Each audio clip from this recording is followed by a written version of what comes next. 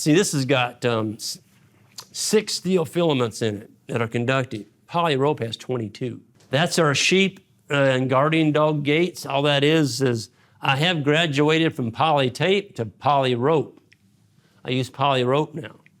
Poly rope is, oh my gosh, it's conductive. It's hot, and it'll last you forever. It's a rope. It's not, it's about the diameter of that pencil right there. It's about that diameter, and it is stout. I mean, it's a nylon, but it's got 22 steel filaments in it, and you can buy a roll of it at Powerflex. That's who I recommend. I think it's 26. There's 2 different types. You can buy it in like 1,300-foot roll, or you can buy the big roll. It's like 2,600 feet. It's not cheap, but that gate will last you 20, 25 years. It's not going to be something you're going to be replacing all the time. When cattle or sheep or a guard dog hits that, they're going to feel it, okay? There's the pigs and the rams. So we always take our rams out. We needed a place to put the pigs. These are some that were fattening, and they just ran with the rams, and they got along great. They each like acorns, and so the rams, you can just see a line of rams and a line of pigs going underneath the trees, and they're just gleaning up the acorns. There they are when we were running them with the cattle. So the hogs would stay around where there was shade, and they venture out, and they would eat, and then they'd come back in. Would the hogs move with the cattle? Yep. They would follow? Yep, they did. Matter of fact, the hog was the lead animal. In sheep moves, it's always the guard dogs, the first ones through the fence. On cattle and hog, it was always the hogs. Now, that changed when we put the horses in.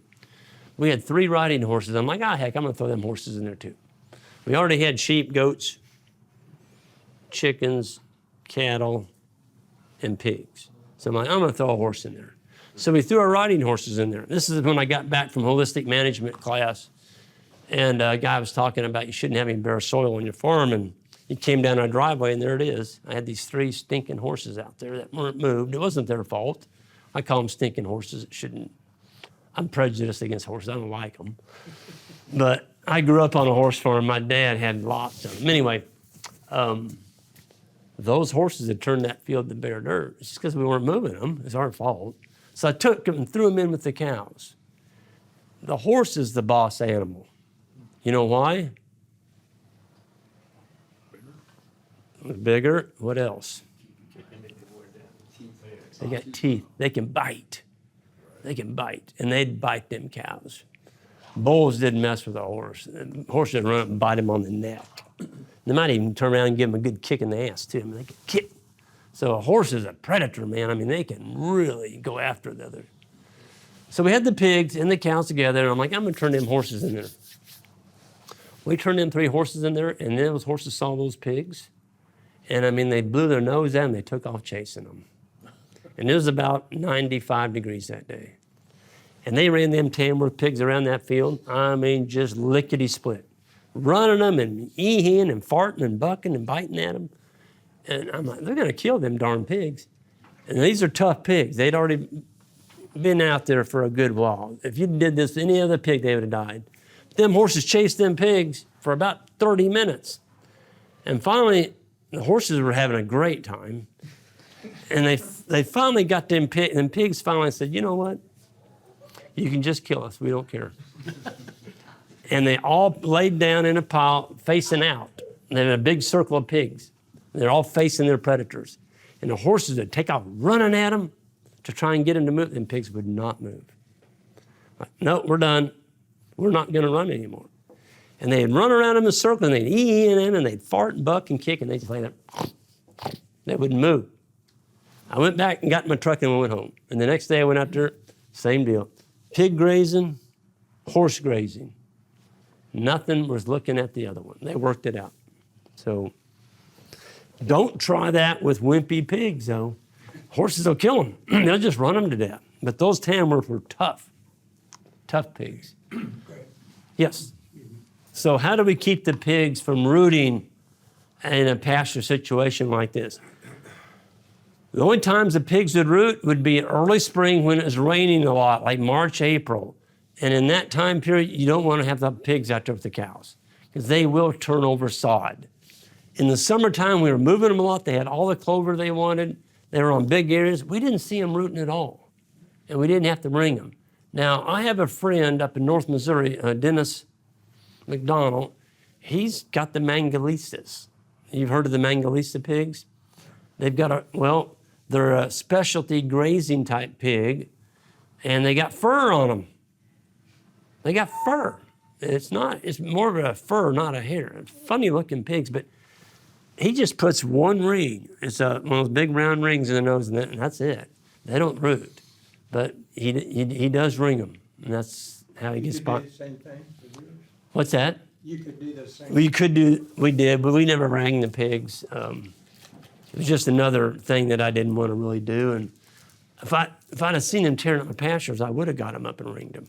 But the only thing we did is we castrated the little boars because we had 3 sows that were farrowing out on the pasture. And when they got close to farrowing, you didn't go looking for them. When they got ready to pig, you left them alone. Because a Tamworth sow is the most friendly animal on your farm until she pigs. And then she turns into a grizzly bear. She'll eat you. I mean, she will. She'll get you down, and she will kill you if she's got little pigs.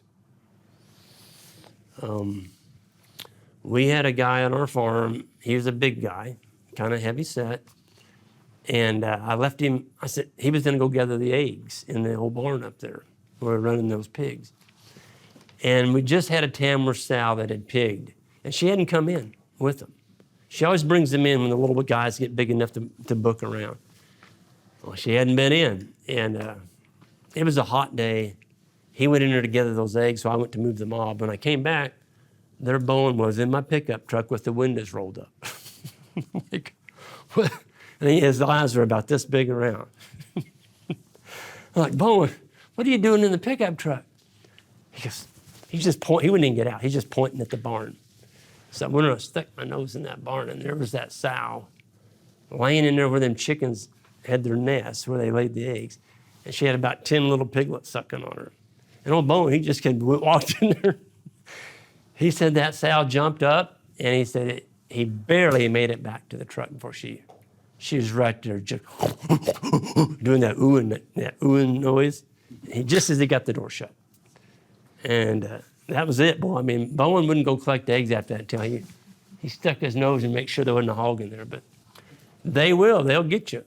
Fresh Tamworth sow is a mean critter.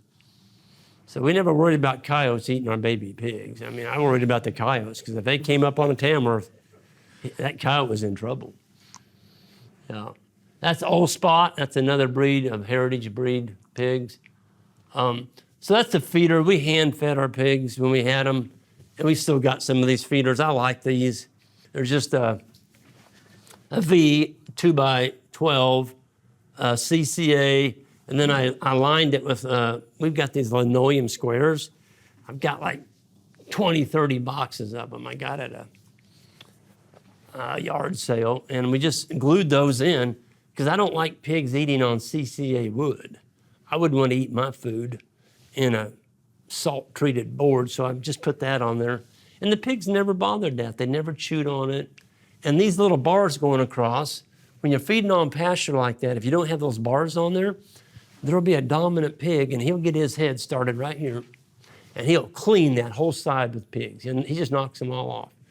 And then they've got to run back around, then he'll start again, he'll push them off again. But with these bars on there, he can't push them off. He can only push to that bar, then he'll sit there and eat. But if you don't have those bars on there, them darn pigs will clean each other off. The dominant pigs and your little pigs, the next thing you know, you got to run because he's not getting enough to eat.